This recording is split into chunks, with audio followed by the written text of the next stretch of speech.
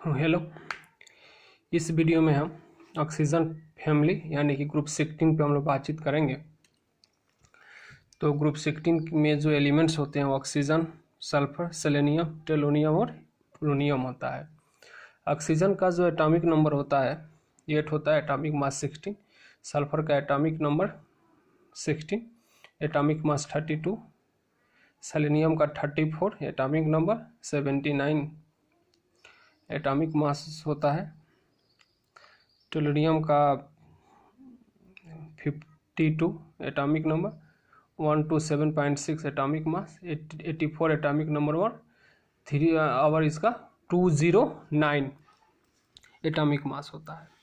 कहता है कि ग्रुप 16 के एलिमेंट्स को हम चार्कोजेंस कहते हैं, जो एक ग्रीक वर्ड है। यह जो ग्रीक वर्ड है वह ब्रास के लिए यूज होता है। किसके लिए यूज होता है? ब्रास के लिए। तो कहता है कि अगर ब्रास के लिए ग्रीक वर्ड चार्कोजेन है तो फिर उसका ग्रुप 16 से क्या रिलेशन है? तो ग्रुप 16 के एलिमेंट्स को हम चार्कोजेंस क्यों कहते हैं? तो इसके पीछे एक थोड़ी सी कहानी है। तो कहानी ये है कि ब्रास में कॉपर होता है, ढंग से समझेंगे लोग। ब्रास में कॉपर होता है और कॉपर में मोस्टली प्रेजेंट होता है ऑक्सीजन और सल्फर, यानी कि कॉपर के जो ओर्स होते हैं उसमें ऑक्सीजन और सल्फर निश्चित रूप से होता है। और ऑक्सीजन और सल्फर ग्रुप 16 के एलिमेंट्स है, इसलिए ग्रुप 16 के एलिमेंट्स को हम चार्कोजेंस कहते हैं। क्लियर? बात समझ में आ गई होगी।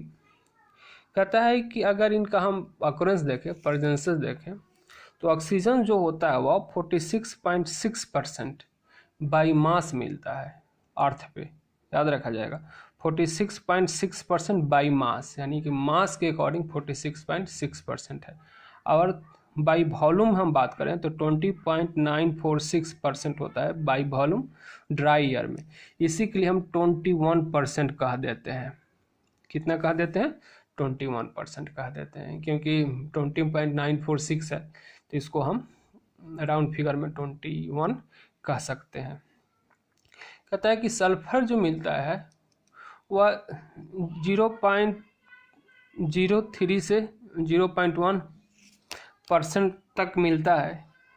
और सल्फर जो मिलता है वह कंबाइंड फॉर्म में मिलता है, कंबाइंड स्टेट में मिलता है। जैसे कि जिम्पस में यह मिलेगा, इम्पस में होगा, ब्राइट में होगा, ग्लेना में होगा, जिंक ब्लेंड में होगा, कॉपर एपराइट्स में भी होगा।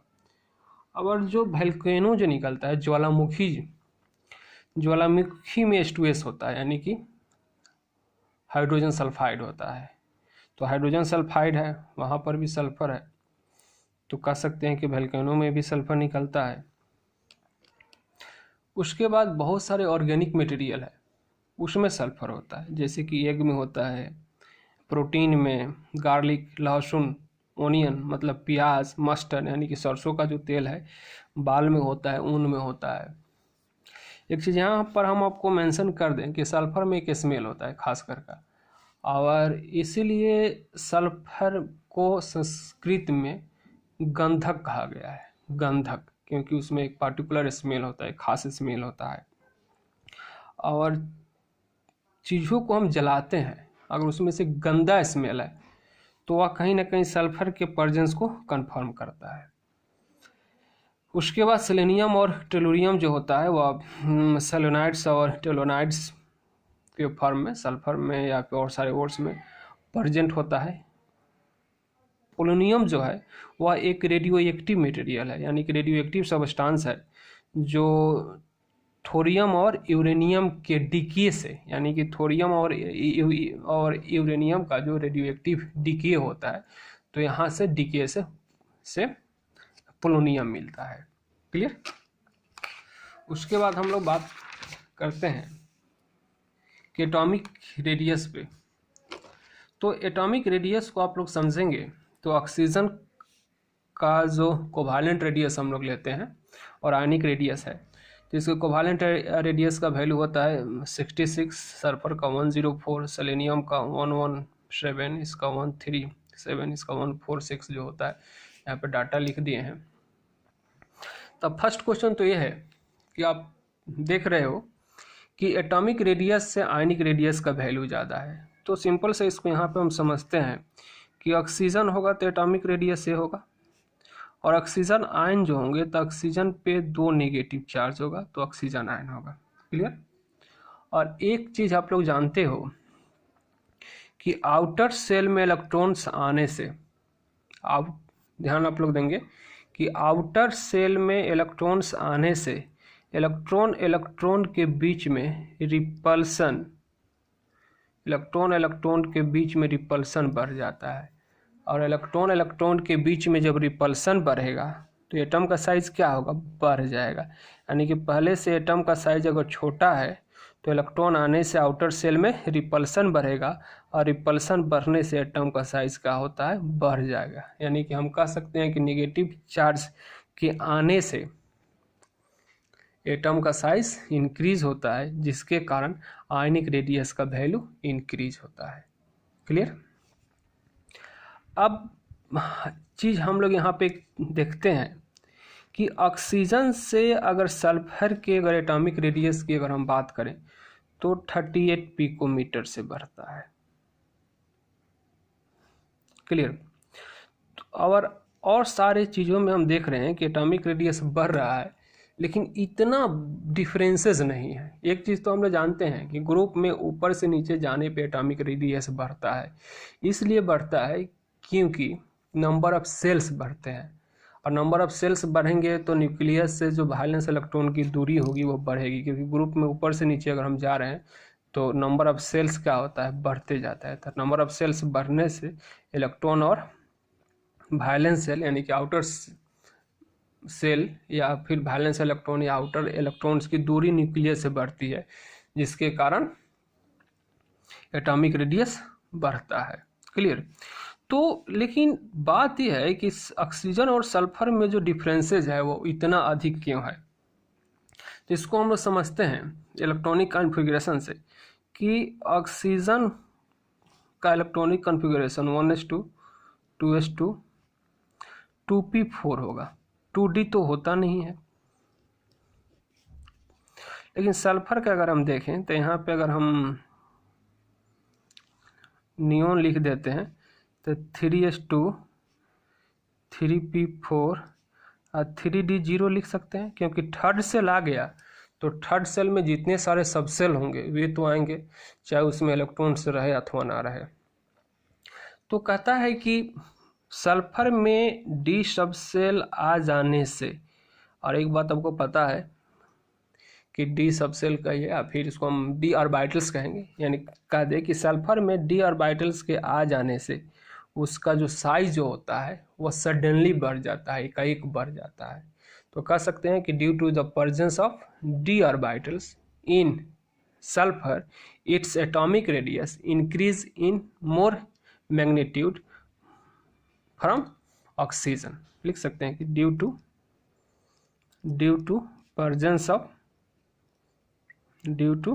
presence of d orbitals in sulfur, its atomic radius increase in more magnitude in respect of atomic radius of oxygen। Clear. एक बात। दूसरी चीज आप देखेंगे कि सल्फर से और सेलेनियम के बीच में एटॉमिक रेडियस ओनली 13 पिकोमीटर बढ़ा, ओनली 13 पिकोमीटर बढ़ा। इसके पीछे ही रीज़न क्या है? तो इसके पीछे रीज़न ये है, इस बात को देखेंगे तो कहता है कि सेलेनियम की अगर हम इलेक्ट्रॉनिक कॉन्फ़िगरेशन की बात करें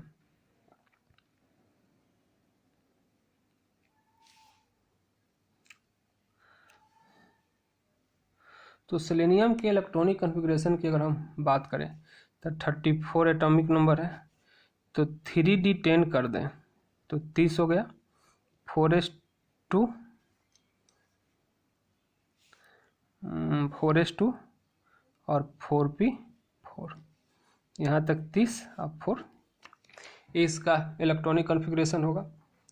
तो आप देखते हैं कि 3d ऑर्बिटल्स का, यानी कि 3d ऑर्बिटल्स का स्क्रीनिंग इफेक्ट जो होता है, वह वीक होता है। स्क्रीनिंग इफेक्ट वीक होता है, कमज़ोर होता है। और स्क्रीनिंग इफेक्ट कमज़ोर होगा तो न्यूक्लियर अट्रैक्शन क्या होगा? न्यूक्लियर अट्रैक्शन इंक्रीज होगा,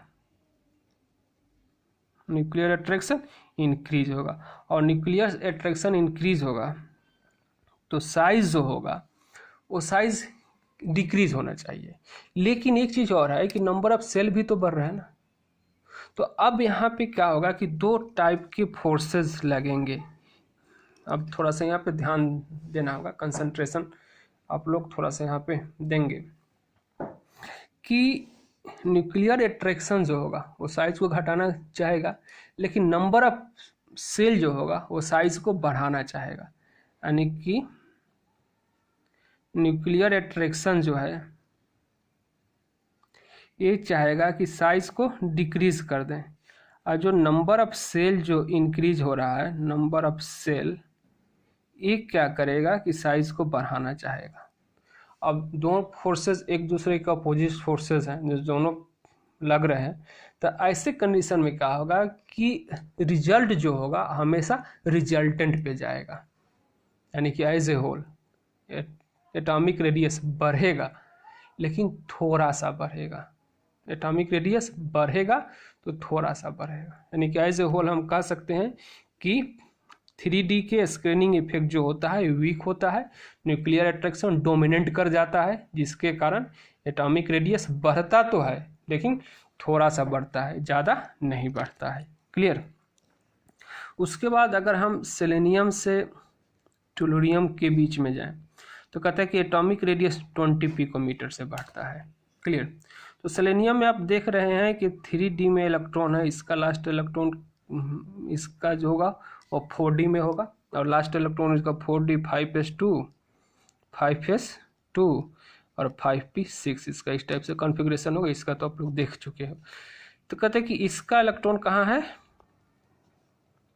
इसमें 3D आ रहा है, इसमें 4D। तो 4D का जो स्क्रीनिंग इफेक्ट होता है, स्क्रीनिंग इफेक्ट जो होता है वह स्ट्रॉन्ग होता है।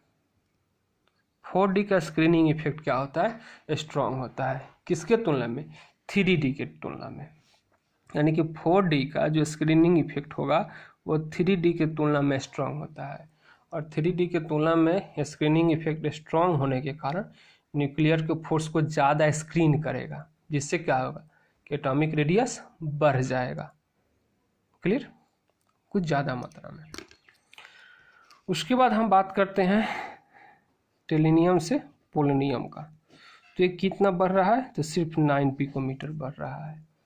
तो होगा क्या कि पोलोनियम का अगर हम बात करते हैं तो पोलोनियम का एटॉमिक नंबर 84 है, जिसमें क्या होते हैं कुछ इलेक्ट्रॉन जो होते हैं 4f में चले जाते हैं, 4f।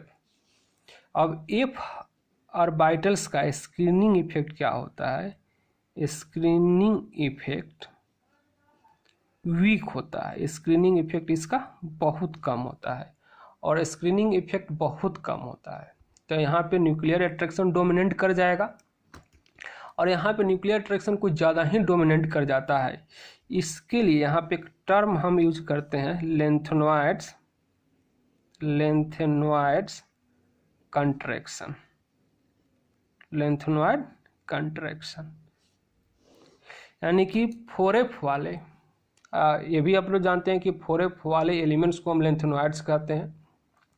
तो हम कह सकते हैं कि टोल्यूरियम और पोलोनियम के बीच में लेंथेनॉइड्स आ जाते हैं, और लेंथेनॉइड्स के आ जाने से लेंथेनॉइड कंट्रैक्शन होता है, और लेंथेनॉइड कंट्रैक्शन के कारण एटॉमिक रेडियस जो होता है वो इंक्रीज करता है, लेकिन बहुत कम मैग्नीट्यूड में इंक्रीज करता है। क्लियर। और लेंथेनॉइड कंट्रैक्शन क्या है? तो लेंथेनॉइड कंट्रैक्शन को इस प्रकार से आप डिफाइन कर सकते हैं कि 4F का स्क्रीनिंग इफेक्ट बहुत कमज़ोर होता है और कमज़ोर होने के कारण न्यूक्लियर अट्रैक्शन डोमिनेट कर जाता है, और न्यूक्लियर अट्रैक्शन को डोमिनेट करने से 4F1 से लेकर अगर 4F14 तक अगर हम बात करें, 4F14 तक अगर हम एलिमेंट्स में जाएं तो यहाँ पे साइज लगातार डिक्रीज करता है, कंटिन्यूसली डिक्रीज करता है, और यही जो साइज जो डिक्रीज करता है इसी को हम लेंथेनॉइड कंट्रैक्शन के नाम से जानते हैं। क्लियर। तो एज ए होल आप कह सकते हैं कि टोल्यूडियम और पोलोनियम के बीच में लेंथेनॉइड्स आ जाता है, और लेंथेनॉइड्स आने के कारण लेंथेनॉइड कंट्रैक्शन होता है, और लेंथेनॉइड कंट्रैक्शन के कारण इसका जो एटॉमिक साइज है या एटॉमिक रेडियस है वो बढ़ता है, लेकिन बहुत कम मैग्नीट्यूड में बढ़ता है। क्लियर। नेक्स्ट हम लोग टॉपिक देखेंगे लोग आयोनाइजेशन इंथैल्पी। तो आयोनाइजेशन इंथैल्पी के डिफिनीशन आप लोग जानते होंगे कि the amount of heat required to release an electron from isolated gaseous atom known as the ionization enthalpy. तो जैसे कि यह एक एटम है, यहाँ पे अगर इलेक्ट्रॉन है तो इसको हम क्या करते हैं कि हीट देते हैं, हीट देने के बाद इस एटम से इलेक्ट्रॉन निकल जाता है और यहाँ पे एक पॉजिटिव चार्ज आता है। इसी हीट को जो हम कहते हैं वह आयोनाइजेशन इंथैल्पी कहते हैं। क्लियर। तो ग्रुप में ऊपर से नीचे जाने पर आयोनाइजेशन इंथैल्पी का वैल्यू डिक्रीज होता है। वैल्यू आप लोग देख रहे हो कि डिक्रीजिंग वैल्यू है। डिक्रीज इसलिए होता है क्योंकि ग्रुप में अगर हम टॉप टू बॉटम मूव करें, टॉप टू बॉटम अगर हम मूव करें तो न्यूक्लियर एट्रैक्शन जो होगा वह डिक्रीज करता है, और न्यूक्लियर अट्रैक्शन जब डिक्रीज करेगा तो इलेक्ट्रॉन इजीली रिलीज हो जाएंगे। यानी कि एज ए होल हम कह सकते हैं कि न्यूक्लियर अट्रैक्शन डिक्रीज होने के कारण रिलीजिंग ऑफ इलेक्ट्रॉन फास्ट होता है और आयोनाइजेशन इंथैल्पी का वैल्यू डिक्रीज हो जाता है। क्लियर। नेक्स्ट टॉपिक हम देखते हैं इलेक्ट्रॉन गेन इंथैल्पी। तो इलेक्ट्रॉन गेन इंथैल्पी क्या कहता है? तो कहता है कि अगर कोई आइसोलेटेड एटम है, इसको अगर हम एक इलेक्ट्रॉन दें तो इलेक्ट्रॉन लेने के बाद इस पर निगेटिव चार्ज होता है और एक हीट रिलीज करता है। इसी हीट को हम इलेक्ट्रॉन गेन इंथैल्पी कहते हैं। यानी कि the amount of heat which is release after the addition of an electron in isolated gaseous atom known as the electron gain enthalpy. और एक चीज़ हम लोग जानते हैं कि टॉप टू बॉटम हम मूव करते हैं, एज ए जनरल रूल है कि टॉप टू बॉटम अगर हम मूव करते हैं तो आयोनाइजेशन इंथैल्पी का वैल्यू डिक्रीज होता है। On moving top to bottom in group value of ionization enthalpy decrease. लेकिन यहाँ पे हम लोग देख रहे हैं कि ऑक्सीजन से ज़्यादा निगेटिव वैल्यू सल्फर का है। पहले एक चीज़ हम यहाँ पे क्लियर कर दें कि सबके पहले हमने निगेटिव साइन दिया है, तो इस निगेटिव साइन का एक ही मीनिंग होता है। वह मीनिंग ये होता है कि ये हीट रिलीज हो रहा है, यानी कि प्रोसेस एक्सोथर्मिक है। एटम से हीट बाहर जा रहा है, एटम से हीट बाहर जा रहा है, इसलिए यहाँ पे निगेटिव साइन है। क्लियर। तो -141 है ऑक्सीजन के केस में, और सल्फर के केस में -200 है। यानी कि सल्फर हीट ज़्यादा रिलीज करेगा ऑक्सीजन के रिस्पेक्ट में। यानी कि ऑक्सीजन के एटम अगर इलेक्ट्रॉन लेगा और सल्फर का एटम अगर एक इलेक्ट्रॉन लेगा तो सल्फर का एटम ऑक्सीजन के एटम के तुलना में ज़्यादा हीट रिलीज करेगा। यही इसका मीनिंग हुआ। क्लियर। तो एज ए जनरल रूल हम लोग जानते हैं कि ग्रुप में ऊपर से नीचे जाने पर इलेक्ट्रॉन गेन इंथैल्पी का जो वैल्यू होता है वो डिक्रीज करता है। लेकिन सल्फर के केस में हम लोग देख रहे हैं कि सल्फर ज़्यादा एनर्जी रिलीज कर रहा है in the respect of the oxygen. तो कुछ ना कुछ तो होगा। इसके पीछे रीज़न क्या है? तो इसके पीछे रीज़न ये है कि ऑक्सीजन का साइज छोटा होता है, क्योंकि ऑक्सीजन का इलेक्ट्रॉनिक कॉन्फ़िगरेशन देखिएगा तो 2,6 होता है। सल्फर में देखिएगा तो 286 होता है, यानी कि सल्फर में 3 सेल होता है। फर्स्ट सेल में 2 इलेक्ट्रॉन, थर्ड में 1 2 3 4 5 6 7 8 और ये थर्ड सेल में 6 इलेक्ट्रॉन। इसमें फर्स्ट इलेक्ट्रॉन में 2 और सेकंड में 1 2 3 4 5 6। तो यहाँ पे चूंकि साइज ज़्यादा है तो इलेक्ट्रॉन डेंसिटी ज़्यादा होगा, इलेक्ट्रॉन डेंसिटी ज़्यादा होगा। यहाँ पे साइज बड़ा है तो इलेक्ट्रॉन डेंसिटी जो होगा कम होगा, इलेक्ट्रॉन डेंसिटी यहाँ पे कम होगा। तो अगर कोई बाहर से इलेक्ट्रॉन आ रहा है, कोई आइसोलेटेड इलेक्ट्रॉन आ रहा है, तो इसको यह एक्सेप्ट नहीं कर पाएगा प्रॉपरली। इसलिए एक्सेप्ट नहीं कर पाएगा क्योंकि इसके अपने निगेटिव चार्ज का डेंसिटी ज़्यादा है, और यह क्या करेगा कि इलेक्ट्रॉन को प्रॉपरली एक्सेप्ट कर लेगा। क्यों? क्योंकि इसके आउटर सेल में इलेक्ट्रॉन डेंसिटी कम है, तो इलेक्ट्रॉन को प्रॉपरली एक्सेप्ट कर लेता है, इसलिए ज़्यादा हीट रिलीज करता है।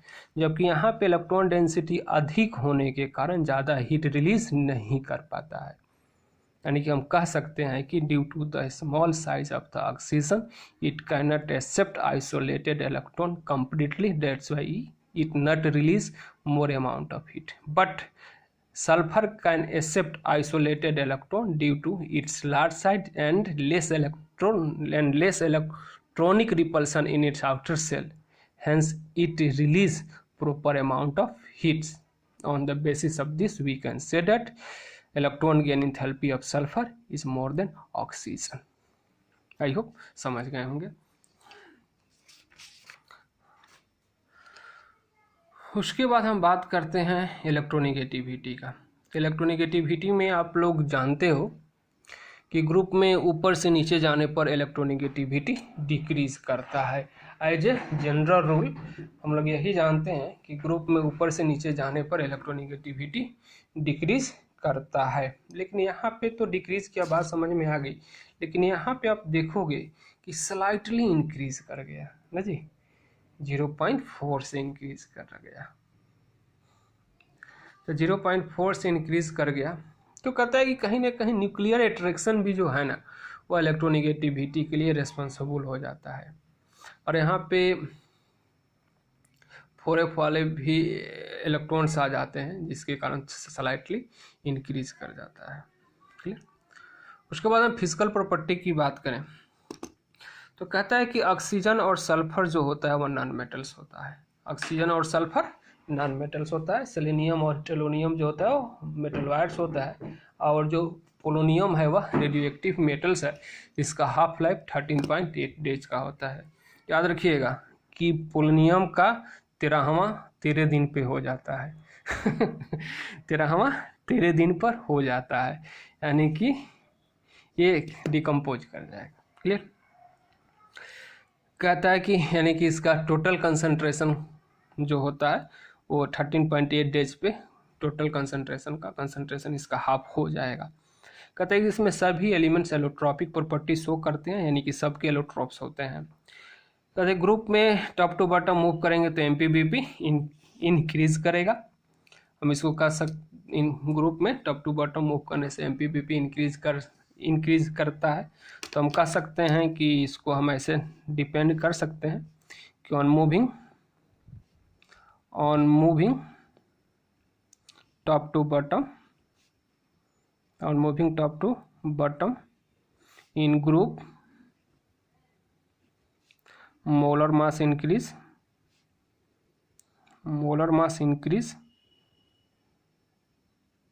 that's why van der Waals force of attraction increase, hence MP and BP are increase. आप ऐसे कह सकते हो कि ग्रुप में टॉप टू बॉटम मूव करने से van der Waals top to bottom move, अगर ग्रुप में टॉप टू बॉटम मूव किया जाए तो एटॉमिक मास या मोलर मास इंक्रीज करेगा, और मोलर मास इंक्रीज करने से आप जानते हो कि van der Waals force of attraction बढ़ेगा, और van der Waals force of attraction बढ़ने से एमपीबीपी बढ़ेगा। क्लियर। कहता है क्वेश्चन है यहाँ पे कि why MP and BP of sulphur is more than oxygen. कहते हैं कि यहाँ पे सल्फर और ऑक्सीजन के बीच में एमपी बीपी का जो डिफरेंसेस होता है वो लार्ज डिफर होता है, लार्ज डिफर होता है। तो लार्ज डिफर है यानी कि कोई ना कोई स्पेशल केस आएगा तो होगा। तो कहता है कि ऑक्सीजन जो होता है वो O2 के रूप में एग्जिस्ट करता है और सल्फर जो होता है S8 के रूप में एग्जिस्ट करता है। क्लियर। तो इसका मोलर मास होगा 32 ग्राम पर मोल और सल्फर का कितना होगा तो 256 ग्राम पर मोल, यानी कि इसके तुलना में बहुत ज़्यादा है। और अभी आप लोग देखे हो कि मोलर मास बढ़ेगा, मोलर मास बढ़ेगा तो भांडर्स वाल फोर्स ऑफ अट्रैक्शन बढ़ेगा और भांडर वाल फोर्स ऑफ अट्रैक्शन बढ़ेगा तो एमपी एंड बीपी बढ़ेगा। क्लियर। तो अब लिख सकते हो कि oxygen exist as O2 and sulfur exist as acid. Molar mass of acid is very more than O2. That's why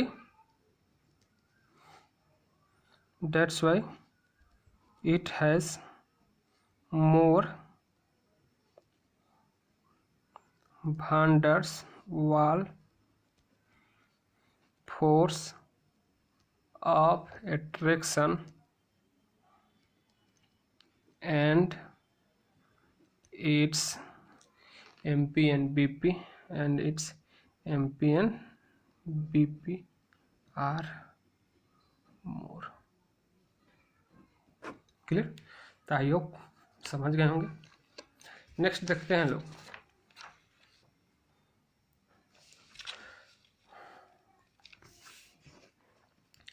chemical properties. तो केमिकल प्रॉपर्टीज में हम लोग सबसे फर्स्ट बात करेंगे लोग ऑक्सीडेशन स्टेट पे।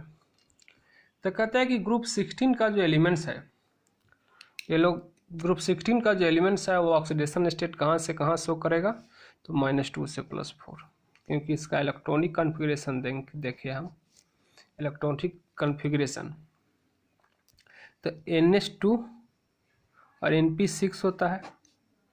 तो NH2 NP6 होता है इलेक्ट्रॉन, यानी कि 2 इलेक्ट्रॉन लेकर भी ऑक्टेट मेंटेन करेगा और 6 इलेक्ट्रॉन देगा भी, तो पीछे वाले एलिमेंट यानी कि इनर्ट गैस का कॉन्फ़िगरेशन गेन करेगा। क्लियर।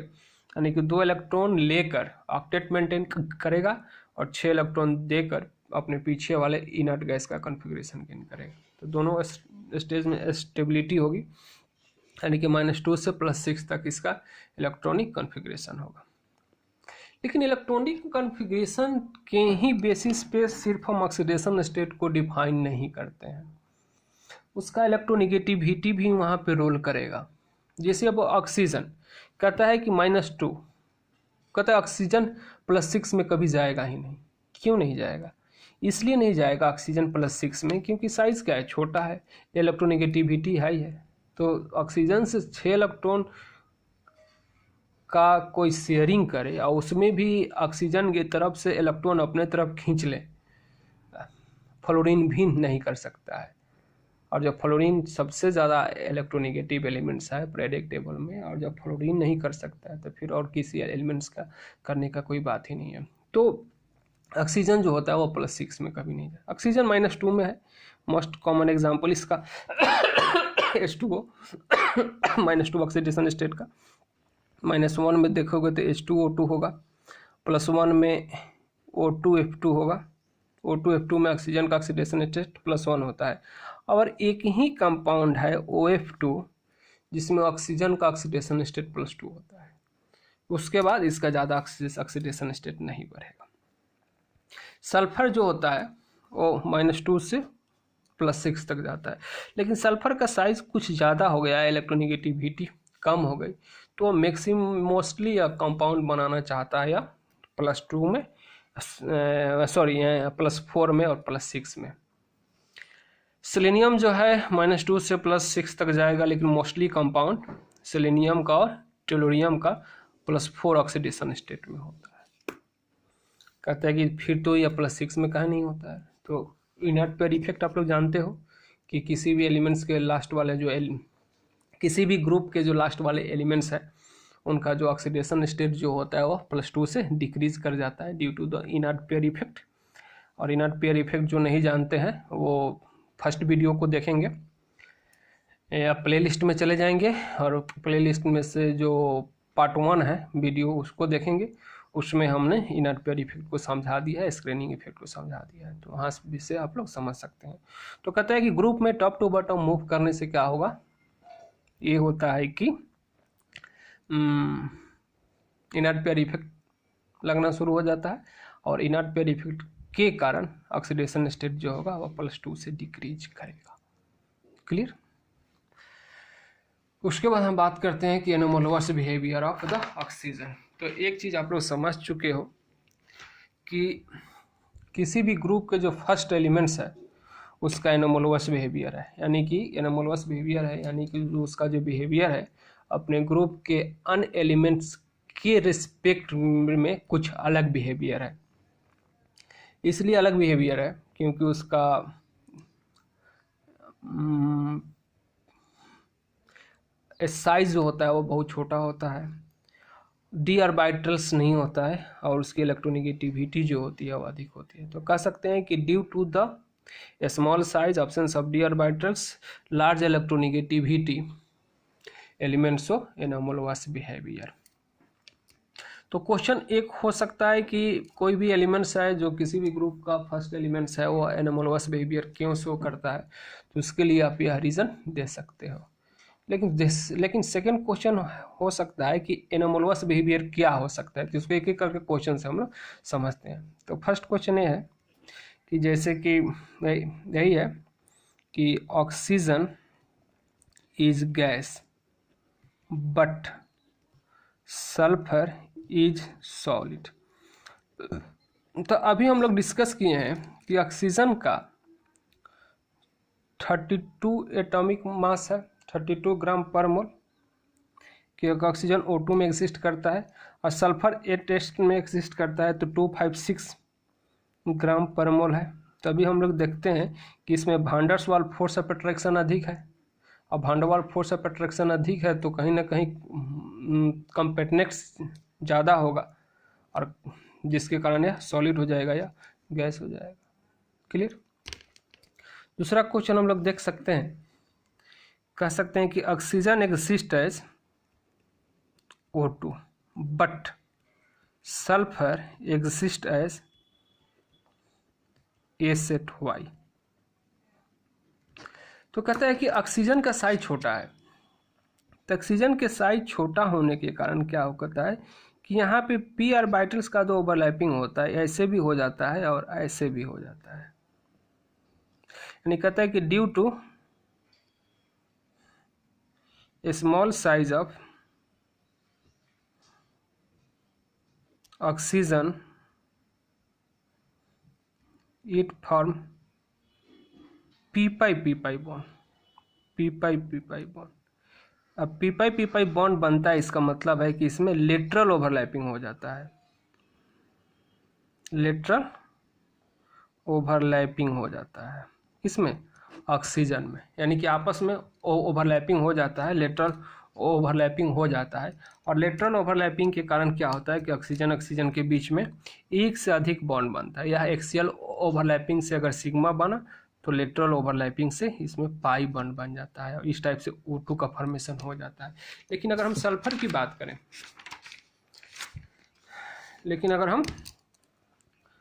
चलिए पेजिंग कर देते हैं, लेकिन अगर हम सल्फर की बात करें तो सल्फर का साइज क्या है, 12 साइज है। सल्फर का साइज क्या है, 12 है। तो 12 साइज होने के कारण ये तो एक्सियल ओवरलैपिंग हो जाता है, यानी कि एक्सियल ओवरलैपिंग सल्फर में हो जाता है, लेकिन लेटरल ओवरलैपिंग का हम लोग बात करें तो नहीं हो पाता है। तो नहीं हो पाता है यानी कि सल्फर सल्फर के बीच में डबल बॉन्ड होगा वो नहीं बनेगा, सल्फर सल्फर के बीच में डबल बॉन्ड नहीं बनेगा, और डबल बॉन्ड जब बनेगा ही नहीं तो फिर H2 का फॉर्मेशन नहीं होगा। जब डबल बॉन्ड बनेगा ही नहीं तो H2 का फॉर्मेशन नहीं होगा। इसलिए सल्फर क्या करता है कि एसेट बनाता है, और एसेट में आप लोग जानोगे कि सभी सिग्मा बॉन्ड होता है। कौन सा बॉन्ड होता है भाई? सब सिग्मा बॉन्ड होता है। ऐसे एस एस फिर एस फिर एस फिर एस एस 1 2 3 1 2 3 4 5 6 7 या इस टाइप से होता है। 1 2 3 4 5 6 7 8 इस टाइप से सेट होता है, सब इसमें सिग्मा बॉन्ड होता है। क्लियर। नेक्स्ट क्वेश्चन ये बन सकता है कि ऑक्सीजन की हम बात करें तो सिर्फ OF2 बनाता है, लेकिन सल्फर की बात करें तो SF2 भी बनाएगा, SF4 भी बनाएगा, SF6 भी बनाएगा। तो ये तो चीज़ हम लोग केमिकल बॉन्डिंग के ही ज़माना से पढ़ते हुए आ रहे हैं कि सल्फर में इम्पिटी डी ऑर्बिटल्स है, सल्फर में क्या है? इम्पिटी डी ऑर्बिटल्स है, और जब इम्पिटी डी ऑर्बिटल्स को जब यूज करेगा तो SF4 भी बना लेगा, SF6 भी बना लेगा, SF4 भी बना लेगा, SF6 भी बना लेगा। क्लियर। दूसरा चीज़ है, तो एक क्वेश्चन है, बहुत मार्वेलस क्वेश्चन है, हमेशा एग्जाम में आता है। कहता है कि H2O जो होता है वह लिक्विड होता है, बट H2S जो होता है वह गैस होता है। यह क्यों? ये भी एक एनोमलस बिहेवियर है। तो कहता है कि due to small size and more electronegativity of oxygen, it form intermolecular hydrogen bond in H2O, but sulfur cannot form hydrogen bond in H2S due to large size of sulfur and less electronegativity। कहते हैं कि sulphur का electronegativity कम होता है, इसलिए H2S में H2S से और H2S के बीच में की हम बात करें तो कहते हैं कि यहाँ पे खूब होगा तो van der Waals force of attraction होगा। क्या होगा? Van der Waals force of attraction होगा। लेकिन H2O की बात करें तो कहता है कि H2O और H2O मॉलिक्यूल के बीच में ऑक्सीजन की इलेक्ट्रोनेगेटिविटी अधिक है, तो हाइड्रोजन के इलेक्ट्रॉन को खींच कर अपने ऊपर पार्शियल नेगेटिव चार्ज बनाएगा, और इस हाइड्रोजन पे क्या होगा? पार्शियल पॉजिटिव चार्ज आएगा। क्लियर। अब जिसके कारण क्या होगा कि इनके बीच में फोर्स ऑफ अट्रैक्शन लगेगा, डेट इज हाइड्रोजन बॉन्ड, और इसी हाइड्रोजन बॉन्ड के कारण क्या होता है? H2O जो होता है वो लिक्विड होता है। क्लियर। आई होप समझ गए होंगे। तो इसके साथ ही, इस टॉपिक के साथ ही यह वीडियो हम समाप्त करते हैं। नेक्स्ट अगले वीडियो में हम लोग प्रॉपर्टीज ऑफ हाइड्राइड्स वगैरह की चर्चा या और सारी चीज़ें हैं उसकी हम लोग चर्चा करेंगे। तो थैंक्स।